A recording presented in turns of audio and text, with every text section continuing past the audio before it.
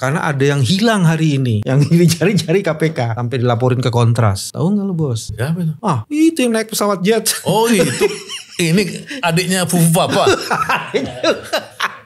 Ini menurut saya kita harus mengapresiasi masyarakat sipil yang kerjanya luar biasa dan kita ditolong oleh sebuah dunia baru, dunia virtual, di mana membongkar kejahatan-kejahatan Jokowi dan keluarganya ini bisa lebih cepat lagi gitu. Di akun Kaskusnya ini agak mengerikan nih sobat. Di situ disebutkan ya dari Fufu Fafa ini, tentara pecatan, cerai, anak melambai, pendukung radikal, partai koalisi nggak all out mendukung. Itu muncul kayak gitu tuh. Dan di situ di atasnya namanya cebong, silahkan mencontoh kehidupan junjungannya. Itu kalimatnya kayak gitu.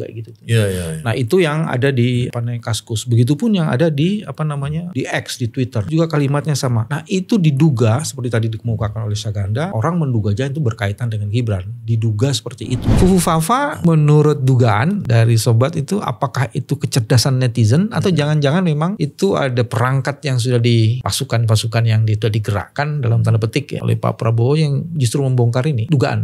Ya, Analisis. Kalau menurut saya sih memang awalnya netizen ya, tapi dia terus berkembang menjadi gerakan publik. Ini kan gerakan publik karena di media resmi ini udah dibahas terus.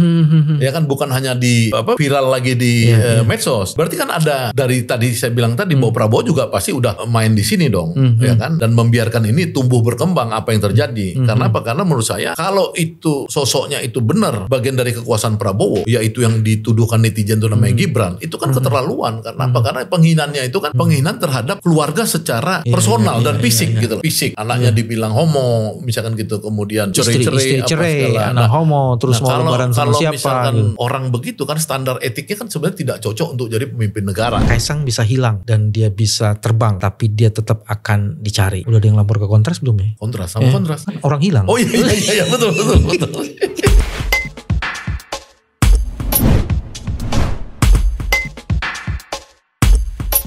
Bismillahirrahmanirrahim. Assalamualaikum warahmatullahi wabarakatuh. Teman-teman, jumpa lagi di channel ini. Dan alhamdulillah kita berhasil menculik Saganda. Karena ada yang hilang hari ini, yang dicari-cari KPK sampai dilaporin ke Kontras. Tahu nggak lo bos? Siapa itu? Ah, itu yang naik pesawat jet. Oh itu, ini adiknya Fufu Papa. Kita mau bahas Fufu Fafa, jangan bukan langsung susu Fafa lo bos. Oh iya, bukan, enggak kan kita nanya, saya kan nanya. Iya. Siapa itu maksudnya yang dikejar-kejar itu? Fufu Fafa atau susunya Fafa sih? Teman-teman, ada yang sangat menarik. Kegairahan perlawanan yang ada di dunia medsos sekarang terus berkembang. Apakah ini juga berkaitan dengan kesadaran yang muncul ketika putusan MK membegal atau putusan MK dibegal hampir saja oleh parlemen. Menurut lo ada kaitannya gak sih gerakan masyarakat sipil itu yang begitu antusias muncul, tak terduga-duga ratusan ribu berkumpul dengan kesadaran dan penuh keberanian? Ya harusnya dong. Itu udah pasti kan. Bahwa sekarang ini memang di mana rakyat itu terutama mahasiswa ya sebagai avant-garde-nya itu memang nggak ada jalan kembali, mereka perang terus ini terhadap rejim Jokowi. Dan itu saya lihat gerakannya itu di dunia nyata dan di dunia maya. Dunia maya ini kan keberhasilan mereka itu kan membongkar akun Fufu Fafa itu ya, yang sekarang diidentikan dengan Gibran dan istana belum berani membantah. Hari ini si Grace Natali sebagai staf khusus presiden ketika ditanya wartawan apakah Fufu Fafa itu akunnya Gibran, dia bilang ya belum pasti iya kan gitu. Tapi netizen sudah mencap Fufu Fafa itu adalah akunnya Gibran dan itu terlibat pada penghinaan pribadinya Prabowo secara tidak pantas ya. Memang di masa lalu, tapi itu kan jejak digital itu menunjukkan intelektualitas orang. Ya seperti saya misalkan kalau kritik Prabowo itu kritik yang memang bisa ada dasar argumenasinya. Ada dasar argumennya. Misalkan soal tanah Prabowo 500.000 hektar, saya harus kritik dia karena dia pernah berpikir panjang tentang reformasi agraria. Jadi saya kritik ada argumentasi. Kalau ini kan dikritik anak homo, bapaknya cerai, ya kan mau lebaran mau kemana kan gitu kan kalau Fufu Fafa itu misalkan. Nah yang Kaisang itu kan hebat sekali itu dibongkar oleh netizen, dan netizen itu dunia kan, artinya seluruh dunia netizen ini di Indonesia dan di luar Indonesia bergerak sampai apa misalkan faktanya netizen di Singapura tempat yang diperkirakan pemberi upeti atau pemberi apa istilahnya itu gratifikasi naik pesawat seharga sewa 9 miliar mungkin itu kan dilaporkan ke KPK-nya Singapura oleh orang netizen Singapura itu. Iya kan, jadi bukan hanya di Indonesia. Dan menurut saya rejim KPK sekarang yang loyo ini, rejim KPK loyo Indonesia ini, akhirnya gara-gara di Singapura itu diproses, ya karena dikejar wartawan itu KPK-nya Singapura, kami sedang mendalami. Makanya kemudian di Indonesia juga akhirnya yang tadinya itu bukan wilayah kami, sekarang udah mulai mengatakan ya Alexander Marwata sudah mengatakan hari ini saya lihat di koran-koran bahwa dia akan meminta Kaisang untuk melakukan deklarasi itu uang dari mana, transaksinya bagaimana. Ini menurut saya kita harus mengapresiasi masyarakat sipil yang kerjanya luar biasa dan kita ditolong oleh sebuah dunia baru, dunia virtual di mana membongkar kejahatan-kejahatan Jokowi dan keluarganya ini bisa lebih cepat lagi gitu. Teman-teman yang belum mengikuti ini, ada berita sekitar 2017-2018 dari dua sumber sebenarnya. Pertama dari Kaskus dan kedua dari dulu disebutnya Twitter ya, belum X ya. Di akun Kaskusnya ini agak mengerikan nih sobat. Di situ disebutkan ya dari Fufu Fafa ini. Tentara pecatan, cerai, anak melambai, pendukung radikal, partai koalisi nggak all out mendukung. Itu muncul kayak gitu tuh. Dan di situ di atasnya namanya cebong, silahkan mencontoh kehidupan junjungannya. Itu kalimatnya kayak gitu. Iya. Nah itu yang ada di Kaskus. Begitupun yang ada di di X, di Twitter. Itu juga kalimatnya sama. Nah itu diduga seperti tadi dikemukakan oleh Saganda, orang menduga aja itu berkaitan dengan Gibran. Diduga seperti itu. Tapi kemudian yang tadi diceritakan terakhir itu adalah kasusnya yang berkaitan dengan Kaisang. Yang diduga bahwa fasilitas yang diberikannya itu berkaitan dengan salah seorang pentolan dari Sophie. Sophie bermarkas di Singapura dan sekarang netizen di Singapura mempersoalkan itu. Kira-kira gitu ya bos ya? Iya. Terus apa sih yang menarik sekarang ini? Kalau saya pertama ngelihat bahwa netizen dengan kecerdasannya sekarang mulai membongkar orang-orang yang diduga punya kekuatan dan kaitan dengan Mulyono. Itu gimana itu menjelaskan? Ya makanya itu? Ini kan kalau kita lihat keluarga Jokowi ini yang belum kesentuh ini kan cuman Ibu Iriana. Ya kalau Bobby menantunya dan Kahiyang anak perempuannya, anak sulungnya kan udah sering dibongkar netizen kemarin, misalkan Nek Z juga, Nek Z ya kan. Kemudian blok Medan di Maluku. Pengadilan malah di pengadilan lagi muncul, tapi kemudian netizen terus mengejar kan. Kemudian sebelumnya dulu ada isu skandal skandal selingkuh. Kan gitu kan udah ini terus dimainin sama netizen. Kemudian yang kita lihat Jokowi soal isu Mulyono ini kan dibongkar terus identitas dia. Apakah Jokowi ini identitas aslinya siapa sih? Apakah benar dia Jokowi itu Jokowi ya kan? Atau Jokowi itu ada Jokowi lain? Yang itu sebenarnya menurut saya gencarnya sekarang ini di akhir masa kekuasaan Jokowi, dan Jokowi itu sudah tidak sanggup lagi untuk bertahan nih. Kalau dalam orang main catur atau perang itu udah mundur terus nih. Jadi kalau main catur rajanya udah mundur-mundur terus nih, diserang terus nih sama rakyat kita nih. Nah itulah risiko dari Jokowi yang dia bekerja untuk dinasti keluarga, tidak pernah bekerja secara serius untuk rakyatnya. Jadi rakyatnya marah. Ini yang saya nilai sekarang yang terjadi luar biasa. Nah rakyat itu sebenarnya sekarang ketika dipukulin polisi atau aparat kemarin misalkan di dalam gerakan-gerakan demo kan banyak yang dipukuli kan akhirnya kan mereka tetap ngelawan, dan kemudian Jokowi sendiri ya akhirnya menyerah, ya silakannya dilepas semua apa segala. Saya kayak gitu-gitu ya, di Aceh yang ditangkap kemudian dilepas, di mana-mana dilepas. Walaupun ada perkara lanjut karena orang nggak senang dong berdemonstrasi kemudian digebukin, dipukul ya. Ini saya pikir rakyat melawan udah luar biasa. Ada 3 hal di situ sebenarnya. Bagian yang pertama semua kejahatan yang diduga berkaitan dengan bagian dari dinasti sekarang sudah mulai dibongkar, sudah mulai dipersoalkan oleh netizen yang sudah punya keberanian dan pasti mereka orang-orang yang punya pengetahuan untuk bagaimana mengulik informasi itu. Tapi juga yang menarik tadi disebutkan kalau memang seperti Ibu Riana dia tidak terlibat dan tidak punya cacat pasti nggak pernah dibongkar. Karena netizen kan juga punya tanggung jawab ya. Artinya yang dibongkar pasti yang brengsek-brengsek lah. Kalau memang nggak ada kaitannya. Terus yang ketiga tadi ternyata ujung pemerintahan itu betul-betul lemdak masih terjadi. Jadi semakin nyata semakin kelihatan betul. Tapi kalau ini dikaitkan dengan pernyataan-pernyataan Pak Prabowo di berbagai forum di mana dia hadir, yang terakhir di rapat di Gerindra itu dia mengatakan loh, kalau Pak Jokowi dicubit, saya merasa tercubit juga. Walaupun di sisi yang lain saya akan habis-habisan untuk melawan korupsi. Nah itu signal-signal kayak gitu bagaimana ya bacanya secara politik? Ya kalau menurut saya kan pertama kalau kita lihat misalkan ini kan sejarah ya, kalau kita lihat sejarah zaman Pak Harto kan Pak Habibie juga mengatakan itu. Bahwa dia akan berusaha melindungi Soeharto dari kejaran-kejaran mahasiswa waktu itu atas isu-isu reformasi ya, anti korupsi dan lain-lain waktu itu. Tapi kan ketika desakan rakyat semakin kuat dan semakin kuat, akhirnya Habibie kan menyerah.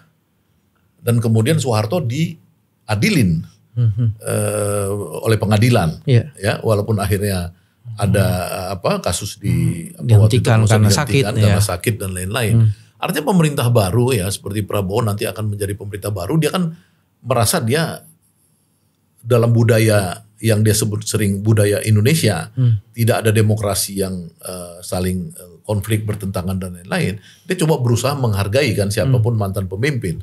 Tapi kita lihat aja menurut saya ketika rakyat akan marah terus, tidak mungkin Prabowo akan menahan. Karena kalau yang bisa ditahan itu kan yang kasus-kasus yang sepele. Tapi kalau ada korupsi-korupsi yang besar kan nggak mungkin ditahan. Ini yang kita jadi itu political statement dari seseorang yang akan menjabat pimpinan itu biasa aja itu. Prabowo harus melakukan statement itu karena apa? Karena isu yang muncul sebelum Prabowo melakukan statement itu adalah isu keretakan pasca MK itu keputusan MK itu di mana Kaisang tidak bisa mencalonkan lagi untuk menjadi cagup di Jawa Tengah atau cawagup di Jakarta. Kan rumors mengatakan bahwa Jokowi itu mengutus seseorang untuk ketemu Prabowo. Ya kan tidak langsung loh itu.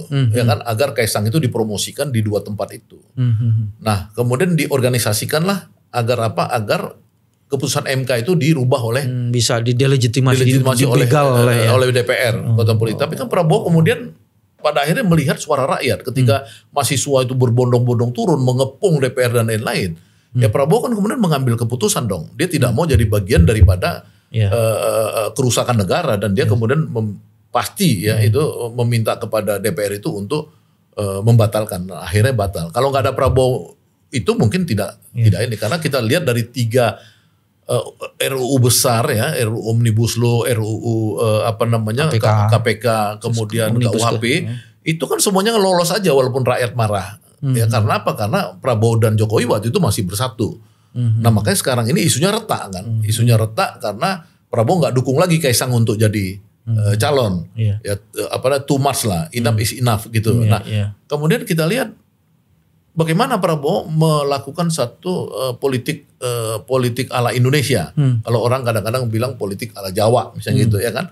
Bagaimana mewongke, kasihan lah ini orang udah anaknya nggak bisa jadi calon lagi, malah kabur ke Amerika, quote and quote kabur. Maka saya pikir itulah pernyataan itu ya kalau Jokowi dicubit, semua orang Gerindra merasa dicubit gitu. Saya pikir itu maknanya. Jadi pada satu titik Pak Prabowo harus memilih. Kalau peristiwa itu begitu jelas dan kejahatan itu begitu sempurna dilakukan, maka dia tidak bisa melindungi kejahatan itu. Pastinya. Itu yang pertama. Terus yang kedua yang juga sangat menarik itu kan bukan dosa dari apa yang dia lakukan ya, kenapa dia harus membela juga kan? Betul. Karena dia mengambil resiko sangat banyak juga di situ. Ya karena Prabowo dalam beberapa kali pernyataan itu kan sebenarnya kan itu juga ya. Iya, maksudnya gini. Dia akan memburu koruptor sampai ke mana dia bilang Antartika misalkan. Nah, artinya kan itu juga satu penegasan bahwa ya kalau Jokowi ini nanti terbukti koruptor ya dia akan lakukan tindakan keras dong. Jadi antara tadi mencubit dengan ini kan sebenarnya kan udah dilengkapi. Menurut saya dilengkapi. Ya, jadi Prabowo ini mainnya bagus menurut saya sih. Dia lengkapi terus. Misalkan dia bilang negara waktu di PAN ini bukan untuk orang-orang yang haus kekuasaan. Dia bilang, iya kan? Nah, besoknya di Nasdem dia menjelaskan konsep negara adalah menurut Yunani dan menurut Roma adalah pengabdian, bukan perampokan. Jadi Prabowo ini selalu menjelaskan akhir-akhir ini tentang dia beda dengan Jokowi gitu loh. Iya, dia ingin melakukan pembeda ya. Pembedaan ya, pembedaan. Dia sudah kasih message gitu. Saya mau balik ke Fufu Fafa. Fufu Fafa menurut dugaan dari sobat itu apakah itu kecerdasan netizen atau jangan-jangan memang itu ada perangkat yang sudah di pasukan-pasukan yang sudah digerakkan dalam tanda petik ya oleh Pak Prabowo yang justru membongkar ini. Dugaan, ya, analisis. Kalau menurut saya sih memang awalnya netizen. Ya, tapi dia terus berkembang menjadi gerakan publik. Ini kan gerakan publik karena di media resmi ini udah dibahas terus.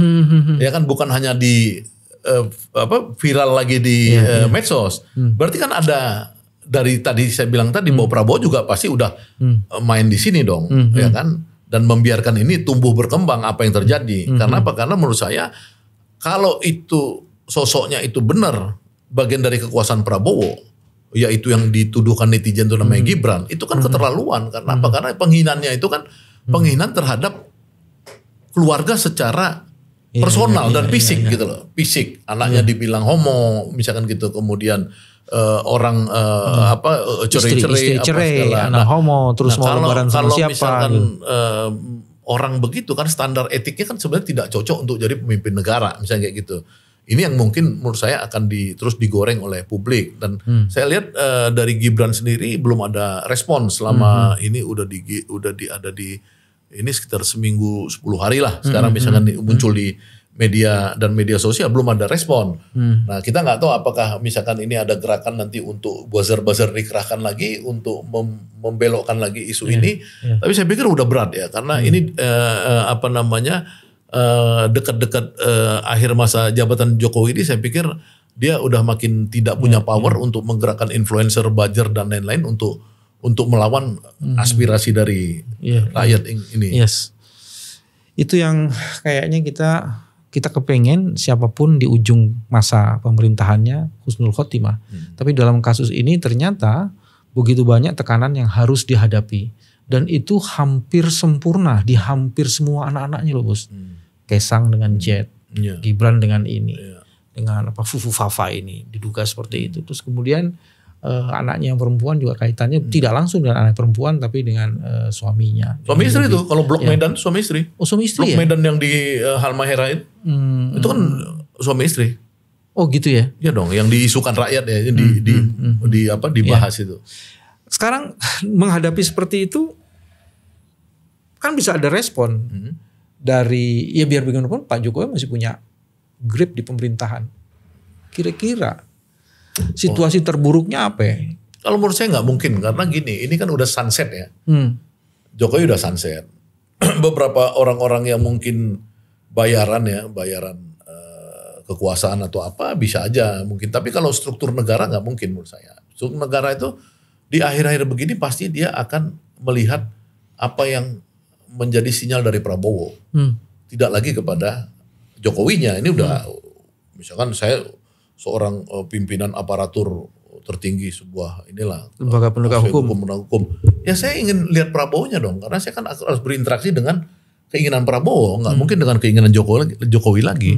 Dan saya juga ngerti bahwa saya harus kemas-kemas dong. Kalau saya misalkan pejabat mau pensiun, atau misalkan ini apalagi presidennya, lu kemas-kemas aja, udah tinggal nggak sampai 2 bulan masa mau cawe-cawe lagi, nggak mungkin menurut saya. Bodoh saja ketika sunset di mana matahari masuk dalam peraduan, dia harus menantang sunrise. Betul. Dengan keterikan kepanasannya yang harus itu. Betul. Jadi message yang dipesankan Prabowo melalui Dasko misalkan waktu Dasko datang ke kepolisian habis MK mahasiswa demo, dia minta semua dibebasin, ya kan? Itu kan sebenarnya message Prabowo. Dasko kan nggak bisa berdiri sendiri misalnya di situ. Itu kan message Prabowo. Nah, itu kan buat seorang petinggi kepolisian misalkan, dia kan harus memikirkan, gue harus dengar message-nya Prabowo atau misalkan aku akan tetap hajar nih mahasiswa misalkan kayak gitu, ya kan. Nah, akhirnya kan semuanya kan secara umum dilepas, walaupun ada yang udah sempat korban-korban pemukulan yang sekarang diributin. Jadi menurut saya sih, menjawab pertanyaan Mas Bambang tadi, saya sebagai ini saya yakin bahwa seluruh kekuatan yang tadinya solid di bawah Jokowi sekarang nggak akan mungkin lagi gitu. Yes. Nggak mungkin lagi. Ada 3 isu lain yang muncul. Bagian pertama begini, hari ini presiden dan kekuasaannya masih bisa mengeluarkan dekret loh. Kalau situasinya chaotic. Ya. Dan itu tidak menguntungkan Pak Prabowo. Ya. Tapi tidak menguntungkan Pak Jokowi juga dong. Dia harus belajar bahwa Gus Dur, ya, ketika dia mau mendekret, diusir dari istana kan. Nggak boleh orang udah ketika dia lemah, jangan dia pikir selembar kertas dia teken tuh ada harganya, enggak. Jadi pukulan balik yang akan dihadapi kalau sampai dekret itu dilakukan juga akan sangat besar ya, dan itu harus dihitung ya sama Pak. Ya, kalau orang nggak ngerti sejarah, baca bukunya cuma Shinchan apa segala, memang kacau. Tapi kalau baca sejarah misalkan Pak Karno misalkan, ketika dekret 59 dia lakukan, itu kan dia ketika sudah bernegosiasi dengan Abdurrahman Nasution, iya kan? Nah, Nasution dan teman-teman militer lainnya mendukung Bung Karno, ya kan, untuk melakukan dekret itu, ya kan? Karena itu mau melawan kekuatan lain yang mau mengkudeta. Ya, kan? tapi maksudnya ketika itu, maka dia rising kan, ada kekuatan besar yang ini. Jadi kalau nggak ada kekuatan besar, misalnya Gus Dur ketika dia mau misalkan bubarkan Golkar waktu itu, nggak bisa karena kekuatan lainnya nggak dukung dia. Militernya terutama nggak dukung Gus Dur waktu itu. Jadi Jokowi siapa yang mau dukung dia sekarang? Bukannya sekarang panglimanya juga masih orang yang katanya orang yang sangat dekat dengan Pak Jokowi. Iya dekat, tapi kan dia kan historisnya di mana? Beda kalau Prabowo, dia baret merah, Panglima baret merah, ya kan, Kasat baret merah, Kasum baret merah. Jadi mereka ikatan historisnya ini kan ikatan yang panjang, mereka dari mulai ini cikal bakal mereka jadi prajurit-prajurit itu. Gak mungkin dong orang ketemu di jalan kok ini semua orang dengan ini. Dia bukan hanya ikatan emosional tapi ikatan rasional yang ada. Rasional juga, rasional dan emosional kan Prabowo ini. Jadi menurut saya ini udah sunset, ya kan. Jadi menurut saya ini nggak ada lagi sebenarnya diskusi yang bisa menjelaskan Jokowi itu masih punya power, nggak ada. Itu inilah omong kosong kalau ada orang pengamat. Tapi ada yang kedua bilang gini bos, presiden harus dilantik di ibu kota. Ya. Penetapan Nusantara sebagai ibu kota itu belum bos. Belum. Belum. Jadi nanti mau dilantik di mana Pak Prabowo nih? Ya, harus bisa. pelantikan harus di ibu kota loh. Ya kalau kan ini masih debat nih, ya kan, ada yang bilang di gedung DPR, ya kan. Jakarta sudah jadi DKJ bukan DKI. Iyalah, makanya kan ini kan ada de facto, ada de jure-nya kan. De facto-nya kan DPR-nya masih, MPR masih di sini, kan gitu, ya kan. Kemudian kalau kita bicara de jure, kan belum ada ibu kota kan. Ya kan. Jadi bisa aja itu di Jakarta masih dianggap ibu kota sebelum ada penetapan kan. Ini kan belum ada penetapan. Mas Bambang lebih ngerti hukum daripada saya. Tapi menurut saya itu technically lah. Artinya nggak akan mungkin ada kalau rakyat kan nggak mungkin yang begitu tuh menjadi concern utama rakyat. Concern utama rakyat ini kan yang disebut ketidakadilan, ketidakbenaran. Yang ini yang menjadi kemuaan, kejijian rakyat terhadap Jokowi selama ini kan, yang sebenarnya itu bukan soal hukum bukan, tapi udah jijik, orang jijik aja gitu loh. Jadi ini yang jadi ini. Kalau untuk Prabowo dilantik dimanapun kata rakyat ya silakan aja, kan gitu. Dan blundernya makin panas bos, yang ketiga ini bos, karena ternyata hari ini katanya ketika yang terhormat Paus dari Vatikan datang, Pak Menteri Agama bikin aneh-aneh tuh, bikin pernyataan apa itu? Apa Pul pernyataannya Pul? Yang Menteri Agama itu. Ya, itu kan begini ya. Jadi kan inilah kita bangsa kita ini ya. Pemain-pemain lokal kita ini suka mencampur adukkan antara kepentingan agama dengan kepentingan politik. Jadi sehingga berlebihan. Ya, orang tahulah bahwa lobby-lobby dunia itu ada. Ya, lobby Vatikan, lobby Amerika, lobby Cina dan lain-lain gitu ya. Dan ini kan datangnya beliau ini kan di bulan September, 1 bulan lagi akan ada pemerintahan baru, ya kan. Nah orang pasti cari muka dong, cari muka kepada yang mulia Paus ya biasalah supaya kelihatan gitu. Mereka itu punya hubungan link dengan kekuatan besar internasional. Ini kan Katolik ini, Vatikan ini kekuatan internasional besar. Ini bukan kita rasis ya. Saya kan baca sejarah bagaimana Vatikan itu terlibat dalam pembersihan komunis di Eropa. Ya, ada riset-risetnya nanti kalau ada orang mau berdebat sama saya. Termasuk bagaimana Vatikan itu sama Nazi bisa bekerja sama demi menghilangkan komunis dan lain-lain. Itu ada riset ya. Misalnya kayak gitu. Jadi Vatikan ini negara kecil tapi kuat gitu. Karena umatnya banyak. Terus hubungannya dengan pernyataan Menteri Agama? Nah itu kemungkinan orang itu mau over ini gitu loh. Overacting. Overacting lah. Nunjukin dia itu pasang badan ya. Ketika seperti itu ya. Ini. Nah maksudnya itu kan menciderai perasaan umat Islam ya. Seperti saya misalkan. Saya ini kan bahagia juga ketika misalkan imamnya orang Katolik itu datang ke Indonesia ketemu sama umatnya. Umatnya itu bahagia dong datang imamnya. Kan gitu kan. Yang ini kan susah nih karena paus ini kan tinggi sekali. Datang. Kita udah bahagia. Tiba-tiba ada orang namanya Kementerian Agama, memang 2 dirjen di situ. Belum menteri ya, tapi menteri pasti terlibat kan. Itu pernyataannya menteri kan? Ya, bukan yang suratnya nih. Suratnya kepada media-media, ke Kominfo ini untuk supaya azan di stop. Iya kan? Azan di stop pada saat maghrib karena apa? Karena paus sedang ada misa dan misa yang di live terus. Ini kan sebenarnya kegoblokan yang ini menurut saya yang membuat rakyat kita itu marah. Tadinya rakyat kita seperti saya orang Islam senang aja. Saya nggak ada ini gitu. Tapi sekarang gara-gara loh kok kamu ini bagaimana sih? Ini kita senang kok kita jadi benci nih.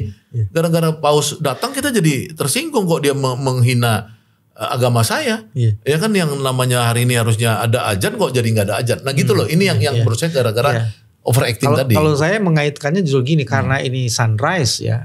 Terus ada saja itu sunrise atau sunset. Sunset. Ini karena ini sunset. Terus ada aja orang seolah-olah seperti semesta mendukung.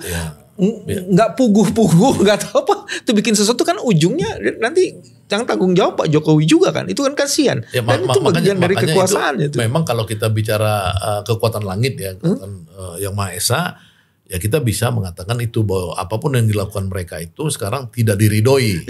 Iya kan? Seperti itu. Yang tadinya udah bagus, akhirnya sekarang teman-teman kelompok Islam yang so-called militan, ya itu kan melakukan kecaman dong terhadap pernyataan dari itu, Kementerian Agama itu melukai hati paus juga pastinya. Ya kan harusnya kan paus datang kemari kan justru dia senang di negara mayoritas Islam, dia dihormatin, disenangin. Nah, gara-gara persoalan ini orang jadi ujungnya harus Pak Jokowi yang tanggung jawab maksud gue gitu. Mudah-mudahan gitu. Mudah-mudahan paus dan umatnya itu tahu bahwa ini rejim Jokowi itu mempunyai kesalahan karena menyetop azan itu gitu. Rejim Jokowi ya. Gitu. Gan, apa prediksimu terakhir ini? Situasi semakin memburuk atau situasi seperti ini akan semakin memburuk atau gimana? Kalau menurut saya sih lebih baik dari yang sekarang pastinya. Ya kan lebih baik karena setiap pemerintahan baru rakyat itu kan di ujung pemerintahannya Pak Jokowi ini situasinya ini makin buruk dong, makin memburuk. Ya. Ini pasti dia ini akan dikejar terus sama rakyat. Ya kan karena rakyat itu kan selama ini kan mendendam berkali-kali kalau kita lihat dari kasus misalnya kasus kekerasan di 2019 ya itu ada 1000-an orang korban misalnya seperti itu ya. Kemudian Undang-Undang KPK 2018, Undang-Undang Omnibus Law 2020 apa penangkapan ulama apa segala. Itu kan akumulasinya itu kan ditahan orang sampai sekarang pas dekat-dekat ini gitu loh. Nah, ini pasti meledak. Menurut saya meledak terhadap Jokowi ini. Nah, makanya sekarang ini kan orang nyari-nyari Kaisang nih. Kaisang ada di mana katanya udah hilang. Ya kan apakah nggak pulang ke Indonesia lagi? Ya kan kita nggak tahu nih sekarang nih Kaisang ini karena kan semua nanya orang ditanya orang-orang PSI, orang pemerintah, Kaisang ada di mana? Nggak tahu semua sekarang. Sekjennya bilang ada di Jakarta. Ya iya kan. Cuman nggak ditunjukin, dia cuma bilang ada, cuman nggak ditunjukin. Iya di mana? Karena KPK udah minta Kaisang datang ke KPK kalau dia memang orang hormat sama hukum, ya kan taat pada hukum, dia harus ngerti bahwa KPK membutuhkan kehadiran dia untuk melakukan penjelasan yang diduga gratifikasi yang dia terima dari pemilik Shopee itu. Ini rakyat menunggu loh. Iya. Ini menarik nih yang gratifikasi nih. Saya lihat itu pernyataan yang di KPK itu mundur maju. Tapi terakhir dikunci sama ketua KPK. Bahwa penerima gratifikasi itu bisa saja bukan penyelenggara negara.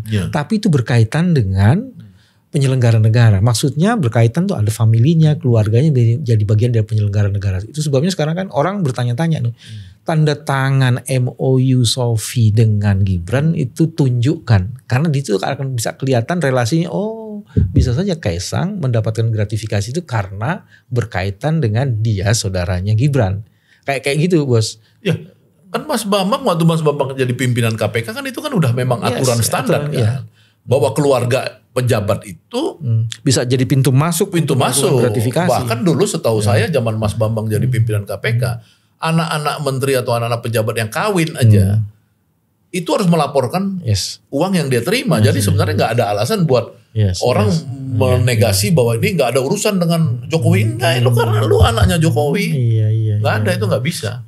Kalau lu bukan anak Jokowi lo nggak apa-apa, nggak akan kayak begitu. Dan ini kemudian mengkonfirmasi laporan dari Maki sekarang ini ya, masyarakat anti korupsi, dan laporan dari Ubedal Badrun dulu bahwa ini memang anak-anak ini ada cawe-cawenya gitu. Jadi KPK sebenarnya sekarang mumpung belum berhenti ini, belum ada ketua KPK baru, reputasi mereka hancur gara-gara Firly kemarin. Ya buktikanlah. Iya. Kalau dia mau rebound saatnya nih ya. Iya, karena mereka semua kemarin akhirnya membuang sampahnya ke Firly kan. Saya dengar itu, ya kita gara-gara satu orang nama kita hancur semua. Kan gitu tuh. Hampir semua pimpinan KPK saya lihat itu semua nyalahin Firly itu yang buat hancur nama KPK. Ya sekarang lu buktiin dong. Mereka free dong. Ini Firly udah gak ada. Lu berani gak manggil si Kaisang itu? Kirim dong pemburu tuh, tim pemburu Kaisang sekarang itu. Di mana dia berada gitu loh. Oke. Kaisang bisa hilang. Dan dia bisa terbang. Tapi dia tetap akan dicari. Udah ada yang lapor ke Kontras belum ya? Kontras, kenapa Kontras? Kan orang hilang. Oh iya betul. Inilah cara kita menjaga kewarasan. Terima kasih, sampai ketemu lagi. Assalamualaikum warahmatullahi wabarakatuh. Waalaikumsalam warahmatullahi wabarakatuh.